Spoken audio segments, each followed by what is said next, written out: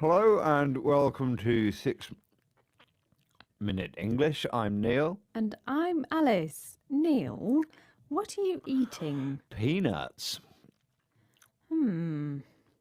Did you know that one of the producers here has an allergy to peanuts? No, I didn't, but they're not in the studio with us, so it doesn't matter, does it? It only takes a tiny piece of peanut to cause a big allergic reaction in some people. An allergy, by the way, is a condition that makes you feel ill after eating, touching, or breathing in a particular substance. And food allergies are the subject of today's show. All right, put your peanuts down, Neil, and answer today's quiz question. What substance is used to treat a severe allergic reaction? Is it A. Penicillin, B. Adrenaline, or C. Aspirin? Okay, well, I'm going to go for A, penicillin. Well, we'll find out if that's the right answer later on. Now, let's listen to Dr. Marianne Williams talking about why being too clean may not be a good thing. She is a dietitian here in the UK. For roughly the first month of life, the immune system is switched off in essence, and everything they get exposed to in that first month of life, dogs, cats, aunts, uncles, grannies, grandpas, family, dirt, everything, that is where they build up all the bacteria that are then going to colonize their gut in the future. Now, if you're born into a very sterile environment, as is increasingly the case in the Western world, everything's kept terribly clean. And one of the theories is that we just are not getting enough exposure to a variety of bacteria at that very, very early stage in that first month of life. Dr. Marianne Williams. The immune system is our body's defense against infection, and it's switched off or not working for the first month of a baby's life. And through exposure to lots of things in our environment, that's family, pets, dirt, and so on, young babies meet different bacteria for the first time, which colonize or live and grow in their guts. Yes, but in a sterile environment, babies don't get exposed to or don't meet a wide enough variety of bacteria. Sterile means completely clean and free of bacteria. And there's a theory that being too clean and bacteria-free, now we have soap, antibiotics and better sanitation, has led to an increase in allergies. So, dirty play for babies is good. Mud, pets, picking stuff up off the floor and eating it. Did you used to eat food off the floor when you were little, Neil? Used to. I still do. I enjoy food from the floor. Well, Neil, what can I say? We're both lucky to be allergy-free. I have a friend who has an allergy to gluten, a protein found in wheat and some other grains, and she has to be very careful about what she eats so she doesn't get ill. The supermarkets are quite helpful, though, aren't they? With products free from this and free from that.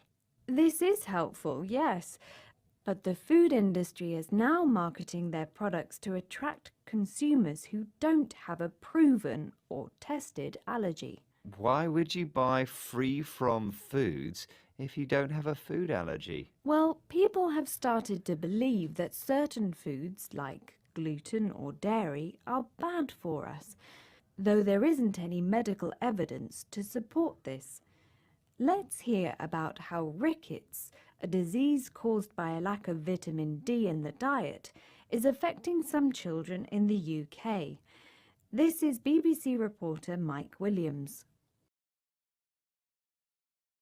Rickets is common in the developing world, but this is London in the 21st century. These children aren't malnourished because they're too poor to eat well. It's the opposite. Their often middle-class parents are spending money to give them foods with ingredients taken out. It's as if some of us have become unnecessarily frightened of our food. Rickets usually affects malnourished children from poor countries, children who don't have enough to eat, and it makes their bones weak.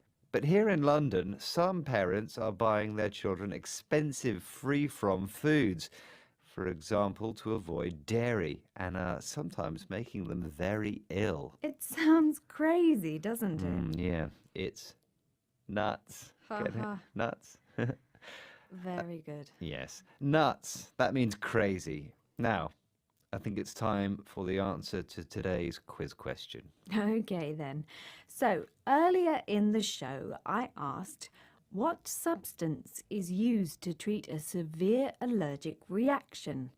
Is it A, penicillin, B, adrenaline, or C, aspirin?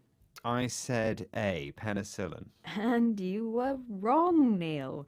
The correct answer is B, adrenaline.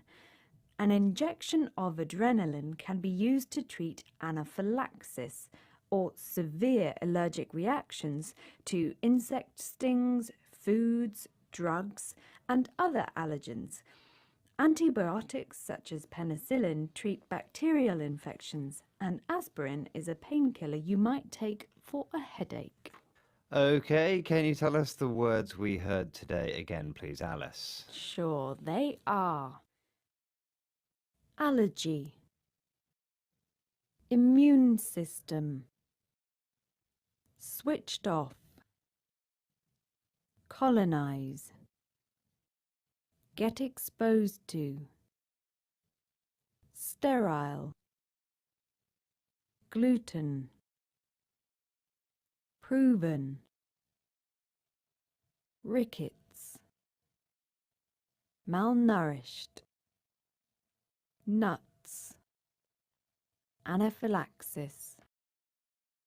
Well, that's the end of today's 6-Minute English. Don't be afraid to join us again soon. You know where to find us, don't you? Go to bbclearningenglish.com where you'll find grammar points, vocabulary and more editions of 6-Minute English.